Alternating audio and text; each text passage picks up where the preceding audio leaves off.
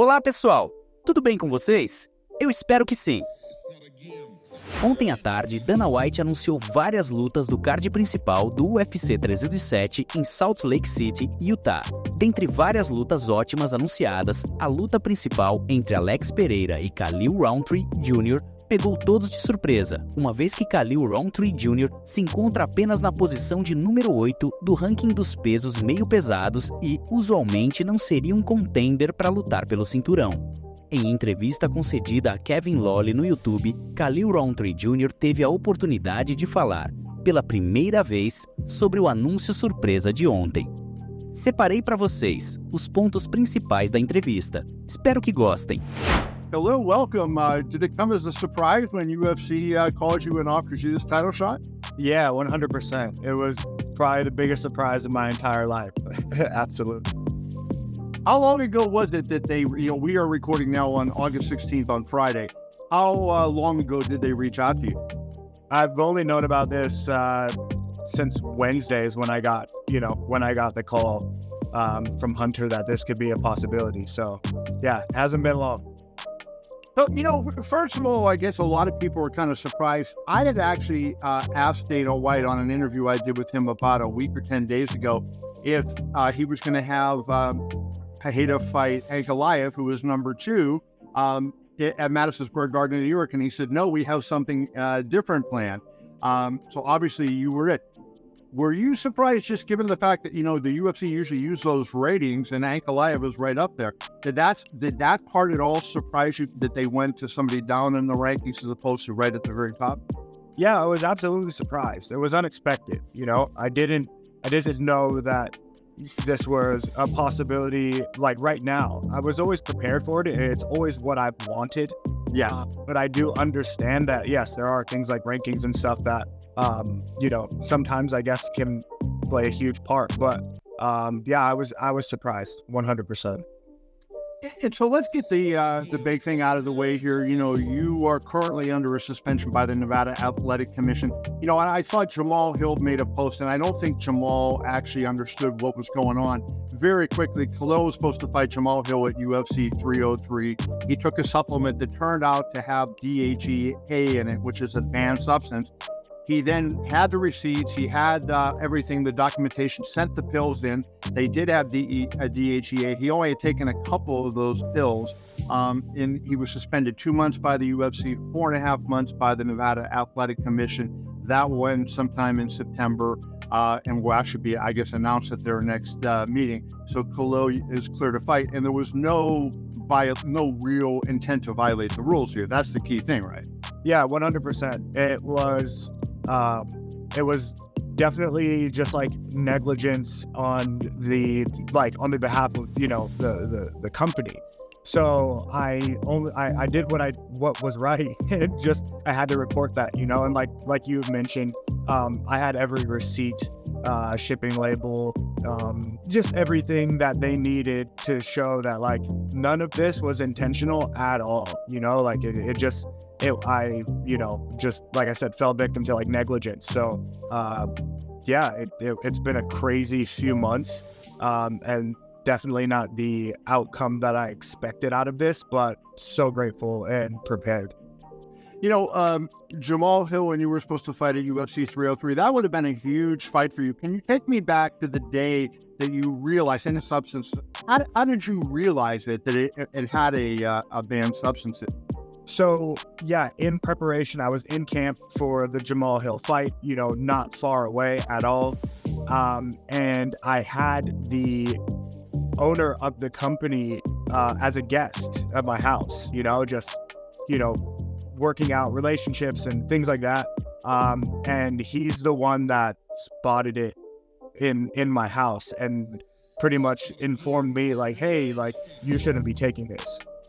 And I'm like, well, thanks for telling me now. How am I, what I mean? Everything was sent to me. Everything that I was supposed to be taking that was specifically for me was sent. And so it was brought to my knowledge that way. So yeah, I had no idea until, the owner of this company brought it to my attention. feel. I want to read you what Jamal put up today on social media. He said, "I can't believe what I just saw announced. A guy pulls out of a contender fight because of a failed drug test for a banned substance and gets rewarded with a title shot. This is terrible for the sport and makes these rankings completely pointless." Now, maybe you can make the argument about the rankings, and that's a different story. But like, how does it feel like when you know your peers are saying that kind of thing? It doesn't surprise me, and it doesn't affect me. Yeah, so it doesn't affect me. I mean, I understand that, you know, he is upset for his own personal reasons. And I'm like, okay, but like, it's really none of my business what he thinks or what anybody else is, you know, what anybody else thinks. Right. What they believe about the business and how things operate. I don't think it's terrible for the sport. I think it's amazing for the sport. I think the fans are going to be 100% hyped on this fight. You got two guys. You got a guy like me. You got a guy like Alex. We're going to go head to head. I mean, it's exciting for the sport. I think it's an amazing thing for the fans. So, yeah, I mean, whatever. I'm grateful for the UFC for this opportunity. Everybody else, whatever, you know, negative opinions. If you're anything but excited about this fight, maybe you got the problem. You know, I don't think it's the matchmakers or the company. It's like, if you have a problem with this, and then, yeah, I think the problem is yours. Anything that kind of changed in your game or in your mindset that kind of led to this this resurgence? I think the number one thing has just been focus. Like, I have zeroed in and focused on this exact moment. I've always, like, when I made a decision to really get serious about being a contender and really be serious about being a champion, my focus shifted. And so, you know, as soon as Alex stepped in and dominated the way that he did, it's like, okay, then I've got to step up. I've got to fight harder to be able to get to where I want to get to. And so that's really the shift. And here we are now. Yeah.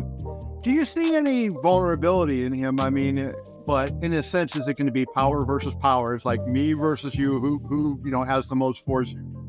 This is going to be skill versus skill, with power included. You get what I mean? Like, it's not just a power thing in my opinion. I think that it's a skill thing. I think Alex is a skilled striker with lots of experience and so happens to have power. And I put myself in the same exact boat. I view myself as, you know, possessing the same qualities. So now it's just a matter of putting us both in together and seeing, you know, two skillful, powerful strikers really go at it for the belt. So, you know, when I think about like vulnerabilities, it doesn't stand out to me in that way. It's more just like opportunities. Like this is going to be the best for the both of us to just really provide our best level of work, and the fans get to watch it. And how cool is that?